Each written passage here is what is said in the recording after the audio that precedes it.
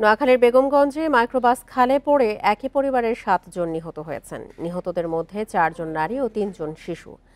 ভোরে ওমান প্রবাসী বাহারউদ্দিনকে নিয়ে ফেরার পথে এই দুর্ঘটনা ঘটে। চালক ঘুমিয়ে পড়ার কারণে এই দুর্ঘটনা, অভিযোগ ভুক্তভোগীদের। ৩ বছর পর ওমান থেকে ফেরেন লক্ষ্মীপুরের বাহারউদ্দিন। তাকে আনতে ঢাকায় আসেন স্ত্রী সন্তান সহ পরিবারের ১২ সদস্য। মাঝরাতে মাইক্রোবাসটি এয়ারপোর্ট থেকে লক্ষ্মীপুরের উদ্দেশ্যে রওনা হন সবাই। ভোরের দিকে মাইক্রোবাসটি চৌমোহনী লক্ষ্মীপুর আঞ্চলিক মহাসড়কে জগদীশপুর এলাকায় পৌঁছালে নিয়ন্ত্রণ হারিয়ে পাশের খালে পড়ে যায়। চন্দ্রগঞ্জ পূর্ব বাজারের কাছাকাছি আসছিল, গাড়ি নিয়ন্ত্রণ হারায় খালের সাইডে পড়ে গেছে। খালে ব্রেকের কথা লকে দিয়ে গাড়ি ডাইনে যায়, সোজা খালে দেখি না, সোজা নৌকার মতো সোজা নামি গেছে। খবর পেয়ে উদ্ধার কাজ শুরু করে ফায়ার সার্ভিস ও পুলিশ। পরে মাইক্রোবাসের ভেতর থেকে উদ্ধার করা হয় ৪ নারী ও ৩ শিশুর মরদেহ। ১২ জন সদস্য ছিলেন। গাড়িটি নিয়ন্ত্রণ হারিয়ে পার্শ্ববর্তী খালে পড়ে যায়। প্রাথমিকভাবে ধারণা করা হচ্ছে যে ড্রাইভারের চোখে ঘুম ঘুম ছিল, এই কারণে গাড়ি নিয়ন্ত্রণ হারিয়ে খালের ভিতরে পড়ে যায়।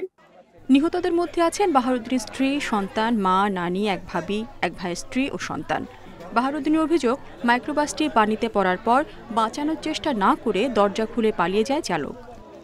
নিজে একটা ছোট গ্লাস আছিল, আমি হাতে খোলার পরে আমি নিজে বাইরে আসি। এখন আমার ওয়াইফকে টানি, সে তার বাচ্চাকে ধরে রাখছে। আমার বড় ভাবির টানি, সে তার বাচ্চাকে ধরে রাখছে। মেজো ভাবি বাইরে এসে তার বাচ্চা ভিতরে রয়ে গেছে। আমার মারে টানতেছে, আমার মা তার মারে ধরে রাখছে, আমার নানুরে। বাস এই ৬ জনটা আমি আর বাইরে দিতে পারি না। হতাহত ব্যক্তিদের পরিবারের অভিযোগের প্রেক্ষিতে পরবর্তীতে আইনি ব্যবস্থা নেওয়া হবে বলে জানিয়েছে পুলিশ। Independent news.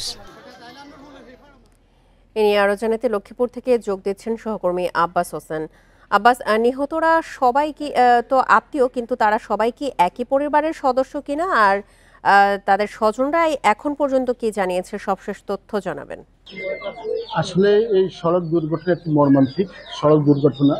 একই পরিবারের যে ৭ জন সবাই যে আজকে যে যাকে নিয়ে ওমান থেকে এসেছেন বাহারউদ্দিন, তাকে নিয়ে দেশে আসার পথে মূলত এই দুর্ঘটনা ঘটে। আমি এখন যেখানে রয়েছি এটি হলো লক্ষ্মীপুর সদর উপজেলার পশ্চিম চৌপল্লী এলাকায়, যেখানে যে ৭ জন মারা গেছে ওই ৭ বাড়িতে, মানে ওই বাড়িগুলো রয়েছি। তবে বাহারউদ্দিন যিনি বেঁচে গেছেন, অর্থাৎ ঢাকা আনতে গিয়েছিলেন, বিদেশ থেকে এসেছেন, তিনি যেটি জানিয়েছেন তার স্ত্রী রাজিয়া সুলতানা কবিতা এবং তার মা রয়েছেন মুর্শিদা বেগম বুলি এবং তার নানি রয়েছেন ফয়জুন নেসা এবং তার ছোট শিশু কন্যা রয়েছেন ২ বছরের মিন আক্তার এবং তার এক ভাতিজি রেশমি এবং লামিয়া, তার ২ ভাইয়ের কন্যা রয়েছেন এবং তার এক ভাবি রয়েছেন লাবণী আক্তার। এই ৭ জন একই পরিবারের, অর্থাৎ তারা মারা গেছেন। যে এমনটি তিনিও বলেছেন। তবে তিনি অভিযোগ করে বলেছেন যে বাহারউদ্দিন যে চালকের বেপরোয়া গতি এবং তার যে অসাবধানতার কারণে, এবং সেই কিন্তু চোখে ঘুম নিয়ে গাড়ি চালানোর কারণে মূলত এই দুর্ঘটনা। তাকে বারবার বলার পরও তিনি কিন্তু কোনো কথাই শুনেননি, বরং তা যখন গাড়িটি মাইক্রোবাসটি খালে পড়ে যায় তখন কিন্তু তিনি না বাঁচিয়ে তিনি নিজে যে গ্লাস দিয়ে তিনি বের হয়ে যান, অর্থাৎ তিনি বেঁচে যান, কিন্তু অন্যদেরকে তিনি বাঁচানোর চেষ্টা করেন, এমনটি অভিযোগ করেছেন বাহারউদ্দিন। তবে এর বাইরে আমরা আরো ২ জন প্রত্যক্ষদর্শী রয়েছেন, বাহারউদ্দিনের বাবা এবং তার শ্বশুর, যারা একই সাথে ছিলেন, অর্থাৎ ১২ জন। তারাও কিন্তু একই অভিযোগ করেছেন যে আসলে এই যে চালকের কারণে মূলত এই দুর্ঘটনা ঘটেছে, এমনটি তারাও দাবি করেছেন। তবে তারা চালকের যে উপযুক্ত বিচার তারা চেয়েছেন।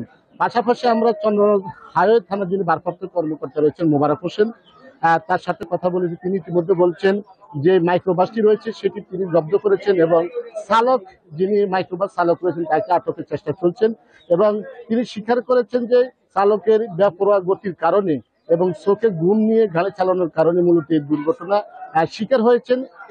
এই দুর্ঘটনায় কিন্তু ঘটনাস্থলে একই পরিবারের ৭ জন মারা যান, কিন্তু তাদের উদ্ধার করে তাদের এই বাড়িতে তারা হস্তান্তর করেছে। তবে এখন চলছে যে কিভাবে তাদেরকে দাফন করা হবে, কবর খোঁড়া হচ্ছে।